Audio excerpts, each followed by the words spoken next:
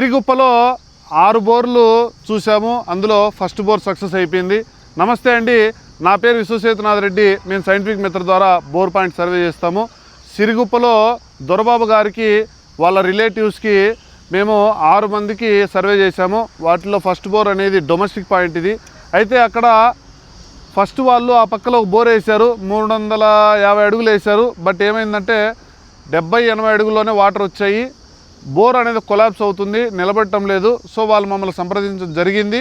So sir మాకు ఒకటే మాట చెప్పారు, మీరు పేమెంట్ ఎంతైనా పర్లేదు, మాకైతే వాటర్ అనేది కంపల్సరీ నాకు రావాలి.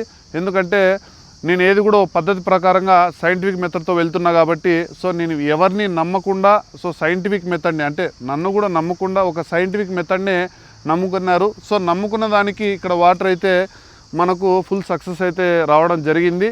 ఇక్కడ మనము బోరు బండి డ్రిల్లర్తో కూడా మనం క్లియర్గా ఎక్స్ప్లెయిన్ చేసి ఎన్ని అడుగులు వేయాలి, ఎన్ని అడుగుల వరకు వేసి ఆపాలి. సో మేము 90 అడుగుల్లోనే ఇక్కడ వాటర్ పడ్డాయి. 350 అడుగుల వరకు వేసి ఆపారు. మేము 500 వరకు రికమెండేషన్ ఇచ్చాము.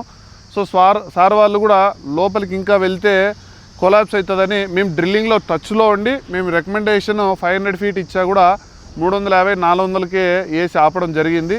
సో ఇంకా కూడా మిగతా 5 మంది వాళ్ళకి కూడా ప్రతిరోజు మేము అప్డేట్ ఇస్తాము. సో మీరు ఈ వీడియోస్ అనేది ఫాలో అయితే సో ఏ బోర్ సక్సెస్ అయింది, ఏ బోర్ ఫెయిల్యూర్ అయింది అనేది కూడా మేము ఇక్కడ డిస్ప్లే చేయడం జరుగుతుంది.